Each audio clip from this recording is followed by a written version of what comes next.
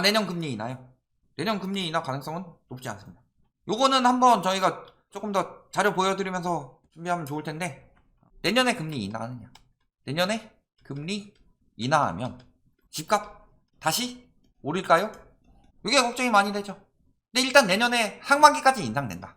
내년 상반기 인상은 확정인데 하반기에 인하를 할까요? 요게 궁금하신 거죠.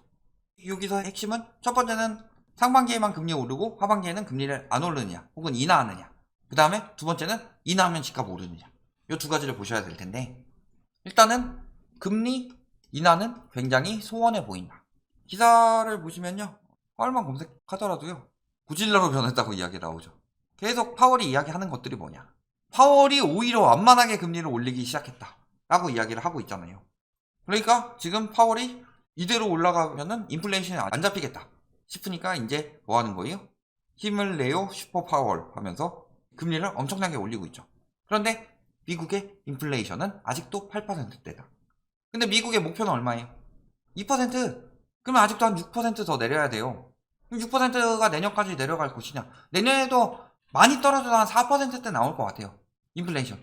그래서 내년에도 금리 인하는커녕 인상이 상반기에 멈춘다고 예측하기도 쉽지가 않다. 왜냐면은 오펙에서 왜 그걸 줄였을까요? 감산을 했을까요? 유가 떨어져서 인플레이션 떨어지는 걸 원하지 않는다. 원래 오펙은 미국 안 좋아해요. 저기 뭐였죠? 우리가 석유 가지고 좀 권력 좀 부려봐야지 이런 생각 가지고 있는데, 미국이 자꾸 사사건건 싸움 잘하는 미국이 와가지고 야 너 싸게 팔아라 자꾸 이런 식으로 시비 거는 느낌이니까 미국 안 좋아한다. 그래서 지금 미국이 물가 문제 있을 때 왜 갑자기 감산을 확 하느냐, 물가가 잡히도록 두겠다는 생각이 전혀 없다. 그러니까 어떻게 하는 거예요? 감산을 하는 거죠.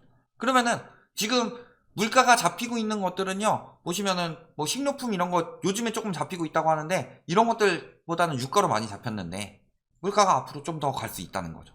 근데 아까 말씀드렸지만 미국의 실질 기준금리는 지금 마이너스 수준이다. 그런데 지금보다 고인플레이션이 나왔을 때, 전해를 보면은 파월 때 이전에는 볼것 때가 있었는데, 볼것 때는 인플레이션 굉장히 심각했는데 기준금리를 그 이상으로 때려버려서 잡은 거죠. 그러면은 지금 그렇게까지 올렸느냐? 아니죠. 그러니까 목표치는 지금 4.5도 나오고 5% 나오고 5.5% 나오고. 그런데 작년 말을 생각해 보세요. 작년 말, 올해 초. 작년 하반기 때 집값 계속 오른다고 조장하던 사람들 보면은 뭐라고 하느냐? 미국 2023년부터 금리 올린대요.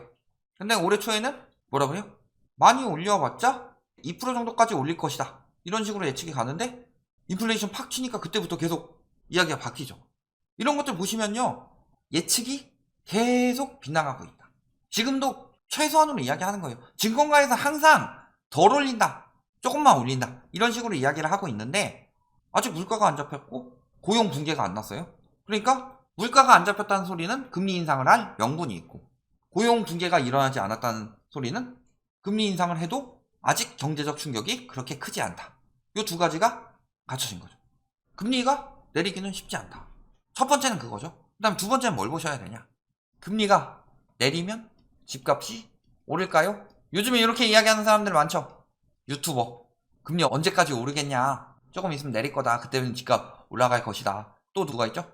전문가에는 많이 있죠. 교수라든가 어디 연구 소장 등등, 이런 사람들이 금리 내릴 거고 금리 내리면 집값이 올라가지 않을까요? 이런 이야기를 하는데요. 그 전에 이 사람들이 한 이야기가 금리 올라도 집값 올랐다, 이 이야기였어요. 이건 한번 기사를 한번 같이 찾아볼까요? 기사들이 많았는데 여기 있죠. 금리 올라도 집값 계속 상승했다. 그러면서 주택시장이 조정기에 접었다고 하는데도 집값 상승이 이어진다. 미국이죠? 과거에 올랐다. 요거네. 여기서 보면은 금리가 계속 올랐는데 2000년대 이후 두 차례의 금리 인상기가 있었다. 1차 인상기 2005년 10월에서 2008년 8월까지. 요때가 집값이 올랐더라. 2차 인상기 2010년 6월에서 12년 6월이다. 근데 2010년 6월에서 12년 6월은 갑자기 전국 갖다 놓고 이야기를 하니까 요거는 문제가 아니고, 요때 집값이 많이 올랐죠. 요때 집값이 왜 많이 올랐냐? 금리가 올라도 여력이 되었기 때문이죠. 그러니까 결국에 왜 금리 오른 8월 이후에 2008년 9월부터 집값이 떨어지기 시작했죠. 왜 떨어졌어요? 글로벌 금융이 터져서 사람들 여력이 없고 자금줄이 막히니까. 저렇게 말했던 사람들이 이제 와서 금리 때문에 집값 떨어지니까 금리 낮추면은 집값 다시 올라갈 거라고 이야기를 하고 있어요. 근데 과거 때를 생각해보면요, 금리를 올리다가 낮추는 이유, 호재리님 말씀하시는 거는 극히 공감을 하고, 그 신사임당님은 이제 접고 도망간 이유가 있을 텐데 이제 와서 그걸 따라하는 것도 웃기죠. 남들 버리고 간 것을 주워먹고 있다. 금리 올리다가 낮추는 이유 뭐예요? 경기가 매우 안 좋아서. 지금 유동성이 엄청나게 많고 물가가 엄청나게 높아요. 내년에도 물가는 100% 안 잡힙니다. 그러니까 내년에도 물가는 안 잡힙니다 100% 이게 아니라, 물가가 지금 뭐 6%다 라고 하면은 내년에 우리나라가 2% 1%까지 잡을 수 있느냐, 그 정도까지는 못 잡아요 절대, 지금 상황에서는. 그러니까 경기가 매우 안 좋아졌을 때 갑자기 금리를 내리는 거예요. 근데 지금은 유동성 문제가 터졌죠. 유동성 문제가 터져서 여태까지는 다른 문제, 예를 들어서 다 똑같이 유동성 문제이긴 하지만 글로벌 금융위기 때는 서브프라임들이 대출을 많이 받은 유동성 문제였죠. 그걸 가지고 계속 뻥튀기를 시켰던 거고, CDO나 이런 걸로 MBS 뻥튀기 시켜가지고 터진 문제라면은 지금은 그냥 돈을 많이 풀어서 생긴 문제예요. 그런데 돈을 다시 푼다?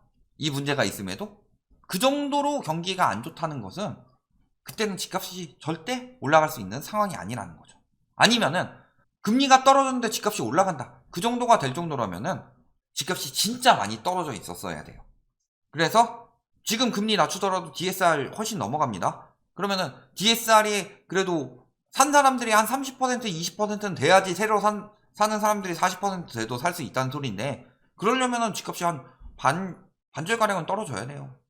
그때 대해서 금리 인하해서 오르면 의미가 없는 거고. 그러니까 금리 인하해서 집값 오른다, 이거는요 어느 시기이냐, 그 다음에 어느 가격까지 떨어졌느냐에 따라 다른데, 만약에 내년에 금리 인하를 한다 그러면은 내년에 경기 침체가 굉장히 심하게 왔기 때문에 집값이 오히려 더 위험해진다. 그러니까 적어도 4, 5년은 보시라고, 길게는 7, 8년이 갈 수가 있다. 이 이야기를 왜 하느냐, 경기 침체가 최소 5년이고요 집값 올라간 게 8년이에요 경기 침체가 끝나도 집값 침체는 그렇게 쉽게 빨리 바뀌지 않는다. 이런 것들을 보셨을 때는 내년에 금리 인하하면 다시 오르지 않을까요? 내후년에 금리 인하하면 다시 오르지 않을까요? 그렇게 쉽지는 않다. 이렇게 보시면 되겠습니다.